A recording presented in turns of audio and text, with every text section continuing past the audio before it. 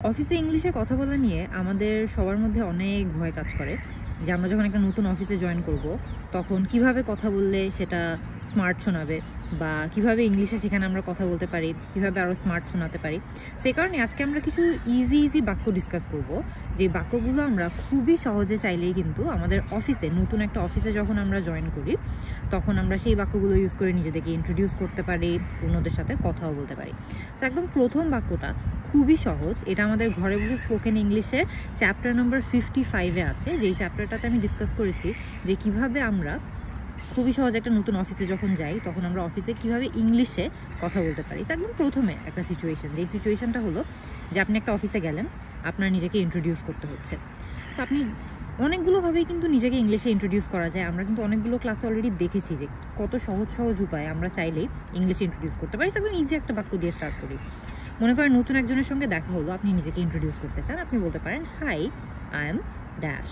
Easy, ড্যাশে আমরা আমাদের নাম বসিয়ে দিব। এই টেকনিকটা কিন্তু আমি আপনাদেরকে আগেও শিখিয়েছি। আপনার নাম যেটাই হোক না কেন, মুনজেরিন, দীপঙ্কর, ইতিশাম, আহমেদ, যাই হোক না কেন, আপনি কিন্তু আপনার নামটাই ব্ল্যাঙ্কে ইজিলি বসিয়ে দিলে আপনার ফার্দার আর কিছুই করা লাগছে না। সো এই যে আপনি যখন নিজেকে ইন্ট্রোডিউস করলেন হাই, আই এম ড্যাশ, এই স্ট্রাকচারটা ইউজ করে যে কোনো সময় যে কোনো নতুন ব্যক্তির সঙ্গে ইন্ট্রোডিউস হয়ে গেলেন, নিজের নামটা বলে দিলেন, ব্ল্যাঙ্কে জাস্ট আপনার নামটা বসিয়ে দিলেই হচ্ছে। এরপরে আপনি কিন্তু আরও কনভারসেশন আগাতে পারেন। কীভাবে? আপনি তাদেরকে বলতে পারেন, যার সঙ্গে আপনি কথা বলছেন, আপনি তাদেরকে বলতে পারেন যে আপনি কোন ডিপার্টমেন্ট থেকে এসছেন বা আপনি কোন ডিপার্টমেন্টে পড়ান।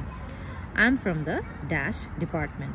সো খেয়াল করে দেখবেন, I am from the marketing department, I am from the HR department. So খেয়াল করে দেখবেন আপনি জাস্ট যেই ডিপার্টমেন্টে আছেন বা যেই ডিপার্টমেন্টে আপনি কাজ করেন সেই ডিপার্টমেন্টের নামটা এখানে ব্ল্যাঙ্কে বসিয়ে দিলেই হবে, I am from the dash department. So এখানে আপনি যেই ডিপার্টমেন্টে কাজ করেন সেই ডিপার্টমেন্টের নামটা বসিয়ে দেবেন। খুবই সহজ, marketing, HR, business development, finance, যেই টিমে কাজ করেন, সেলস, জাস্ট টিমের নামটা এখানে বসিয়ে দিলেই হচ্ছে। আপনার পুরো বাক্যটা কিন্তু একদমই সেম থাকছে। পরে মনে করেন আপনার হাতে একটা নতুন প্রজেক্ট আসলো, যে এই প্রজেক্টটা আপনার জন্য খুবই গুরুত্বপূর্ণ, হয়তো আপনি অফিসে জয়েন করার পর এটা আপনার ফার্স্ট প্রজেক্ট।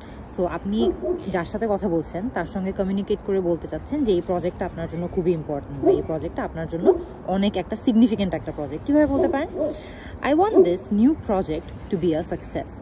এর মানে হলো সোজা কথা যে আমার কাছে যেই প্রজেক্টটা আছে আমি চাই যে এই প্রজেক্টটা একটা সাকসেস হোক বা এই প্রজেক্টটা সফল হোক। I want this new project to be a success.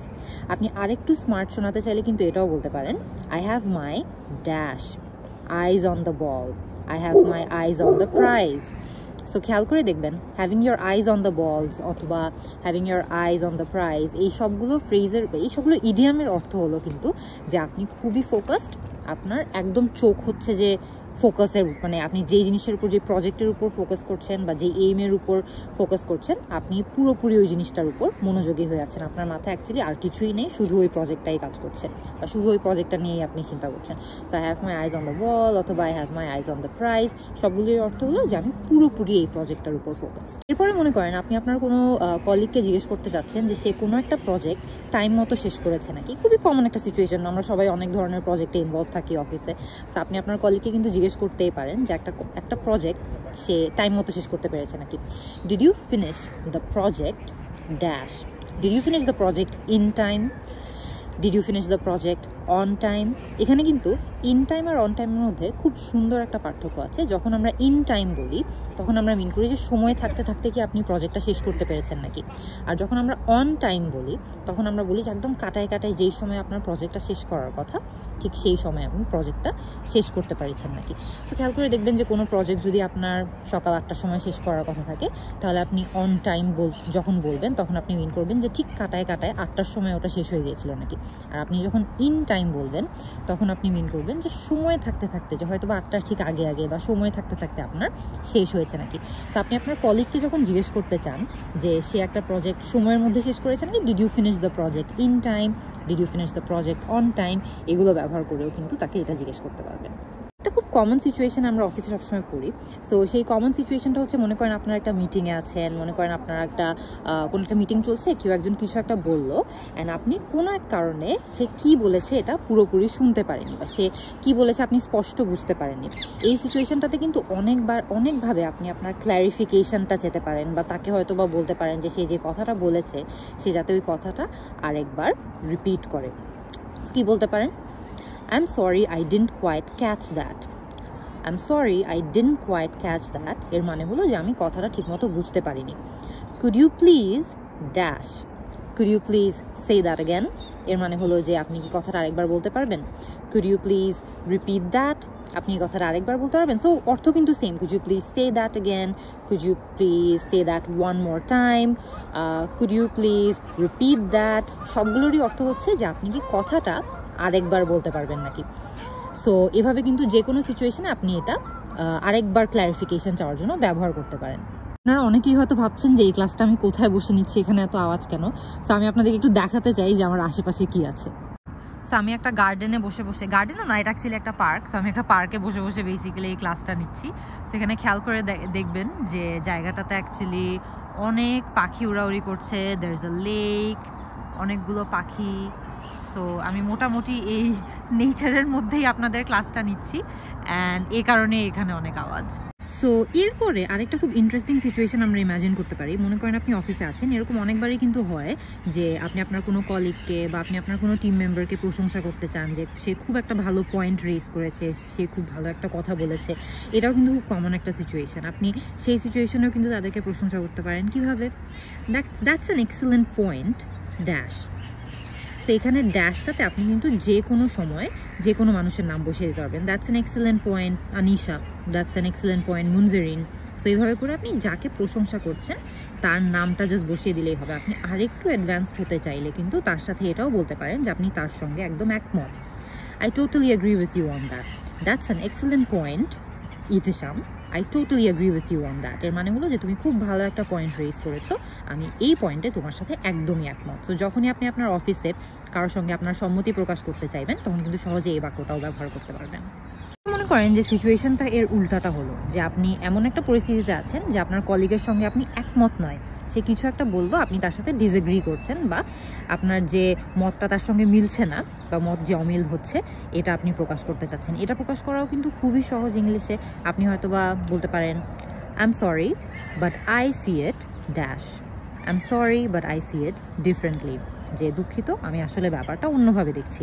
বা I am sorry I see it otherwise, যে এরও মানে হলো যে দুঃখিত আমি ব্যাপারটা আসলে অন্যভাবে দেখছি। সো সবগুলোর অর্থ কিন্তু সেম, আমি বারবার বলছি। সো কারণ এর কারণই হলো যে আসলে অর্থগুলো কিন্তু খুব একটা ভিন্ন না। আমি চাই যে আপনারা দেখেন যে একই বাক্য কিন্তু অনেকভাবে বলে আপনি সেম অর্থটা কনভে করতে পারবেন। So I am sorry but I see it differently, I am sorry but I see it otherwise, সবগুলোরই অর্থ হলো যে আসলে ব্যাপারটা আমি ভিন্নভাবে দেখি। পরে মনে করেন যে আপনি আপনার কোনো কলিগের সঙ্গে একটা মিটিং সেট আপ করতে যাচ্ছেন। এটাও কিন্তু খুবই কমন একটা পরিস্থিতি অফিসের সিচুয়েশনে। সো আপনি মনে করেন মিটিং সেট করতে চান, আপনি এটাও কিন্তু ইংলিশে বলতে পারবেন। কিভাবে বলতে পারেন? আপনি বলতে পারেন হয়তো বা যে I'd like to set up a meeting with you at your earliest convenience. I'd like to set up a meeting with you at your earliest convenience. এর মানে হলো যে আপনার সবচেয়ে দ্রুততম যেই সময় সুবিধা হবে সেই টাইমটাতে আমি আপনার সঙ্গে একটা মিটিং সেট করতে চাই। When are you dash? When are you free? আপনি ফ্রি কখন আছেন? বা when are you available? আপনি কখন অ্যাভেলেবল আছেন, আমরা সেই টাইমটাতে মিটিংটা করতে পারবো। সো যে কোনো সময় আপনার যখন কোনো কলিগের সঙ্গে মিটিং সেট করতে হবে খুবই সহজে কিন্তু এই বাক্যটা ব্যবহার করে আপনি মিটিংটা সেট করতে পারবেন। কমন পরিস্থিতি যেটা আমরা এখন খুব বেশি ফেস করি সেটা হচ্ছে যে মনে করেন আপনারা একটা অনলাইন মিটিংয়ে আছেন, একটা জুম মিটিংয়ে আছেন বা একটা অনলাইন মিটিংয়ে আছেন, সেখান থেকে আপনি কিছুক্ষণের জন্য নিজেকে এক্সকিউজ করে নিতে চাচ্ছেন। হয়তো বা 5 মিনিটের জন্য আপনার কোথাও যেতে হচ্ছে, 5 মিনিটের জন্য আপনার নিজেকে এক্সকিউজ করতে হচ্ছে। সো সেই সিচুয়েশনে থাকলে আপনি কিভাবে নিজেকে এক্সকিউজ করতে পারবেন? খুবই সহজে কিন্তু এটাও আপনি ইংরেজিতে করতে পারেন। কিভাবে? Dash speaking, I need to leave for 10 minutes. Is that okay with everyone? Anisha speaking, I need to leave for 10 minutes. Is that okay with everyone? So আপনি খেয়াল করে দেখবেন ড্যাশে কিন্তু আপনি আনিশা, দীপঙ্কর, ইতিশাম যে কোনো নাম বসিয়ে দিতে পারবেন। আপনার পুরো বাক্যটা কিন্তু অর্থ সেম থাকছে। বাক্যের অর্থ হলো যে আমার 10 মিনিটের জন্য কোথাও চলে যেতে হচ্ছে বা 10 মিনিটের জন্য আমার নিজেকে এক্সকিউজ করতে হচ্ছে। Is that okay with everyone? যে সবার কি কারো কি কোনো সমস্যা আছে আমি যদি 10 মিনিটের জন্য চলে যাই? সো পোলাইটলি আপনি কিন্তু নিজেকে একটা মিটিং থেকে, একটা অনলাইন মিটিং থেকে এক্সকিউজও করে ফেলা শিখে ফেললেন। একটা কমন সিচুয়েশন আমাদেরকে অফিসে পড়তে হয় অনেক সময়, সেটা হচ্ছে যার লাস্ট আজকে যে সিচুয়েশনটা নিয়ে আমরা আলোচনা করব সেটা হচ্ছে যে ক্ল্যারিফিকেশন চাওয়া। মনে করেন যে কেউ একজন একটা মিটিংয়ে বা একটা ডিসকাশনে কিছু একটা বললো, আপনি তাদের থেকে খুব সহজেই কিন্তু জানতে চাইতে পারেন যে সে যেটা আপনি বুঝেছেন সেটাই মিন করেছে নাকি, হয়তো বা সে একটা কথা বলতে পারে, আপনি তার উল্টোটা বুঝলেন নাকি বা একটু ভিন্ন কিছু বুঝে ফেললেন নাকি। সো সেই ক্ল্যারিফিকেশনটাও কিন্তু আপনি খুবই সহজে তার থেকে ইংরেজিতে চাইতে পারেন। সো এই ক্ল্যারিফিকেশনটা চাওয়াও খুবই সহজ। কীভাবে চাইতে পারেন? আপনি হয়তো বা তাকে জিজ্ঞেস করতে পারেন, sorry but just to clarify, is that what you dash, is that what you said, is that what you stated, is that what you meant? So খেয়াল করে দেখবেন খুবই সহজ।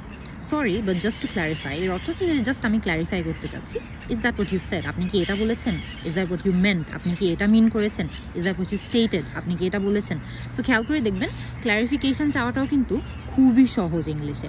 সো আমরা অফিসে কিন্তু এর বাইরেও আরও অনেক ধরনের পরিস্থিতিতে পড়ি, যে পরিস্থিতিতে পড়ে আমাদেরকে ইংরেজিতে কথা বলা লাগতে পারে। ইনফ্যাক্ট এই সিচুয়েশনটাতে আমার মনে হয় যে আমরা সবাই অনেক বেশি দ্বিধাও বোধ করি, অনেক বেশি আমাদের একটু লজ্জাও কাজ করে যে আমরা অফিসে যদি ইংলিশে কথা না বলতে পারি তাহলে কি ধরনের অনেক ধরনের সমস্যা আমাদের হতে পারে। সেটা নিয়ে আমাদের মধ্যে অনেক ধরনের একটা শাইনেসও কাজ করে। সো আই হোপ যে আজকের ক্লাসটাতে এইভাবে অংশ নিয়ে বা এই কাজটা করে আপনারা বুঝতে পেরেছেন কিছু কমন সিচুয়েশন, যেই সিচুয়েশনগুলোতে আমাদের ইংরেজিতে কথা বলতে হয় অফিসে। এবং আমাদের যে ঘরে বসে স্পোকেন ইংলিশ বইটা এখন কিন্তু সব জায়গায় অর্ডার করতে পাওয়া যাচ্ছে, আমরা কমেন্টে সেই বইটার লিঙ্কটাও দিয়ে দিব। সেই বইটাতে কিন্তু আমরা এরকম আরও অনেক ধরনের চ্যাপ্টার খুবই বিস্তারিত আলোচনা করেছি। আপনারা কিন্তু হোম ডেলিভারি পাবেন বইটা। So please if you guys are interested, আপনারা চাইলে খুবই সহজে বইটা এখনই অর্ডার করে ফেলতে পারেন। অর্ডার করে আপনার ঘরে ঘরে বইটা হোম ডেলিভারি হবে। সেখান থেকে আপনারা আরও অনেক ধরনের পরিস্থিতিতে কীভাবে ইংলিশে কথা বলতে হয় সেটা শিখতেও পারবেন। আমরা নিচে কমেন্টে কিন্তু ওই বইয়ের লিঙ্কটা দিয়ে দিচ্ছি, আপনারা চাইলে এখনই অর্ডার করে দেখতে পারেন। আগামী ক্লাসে দেখা হবে।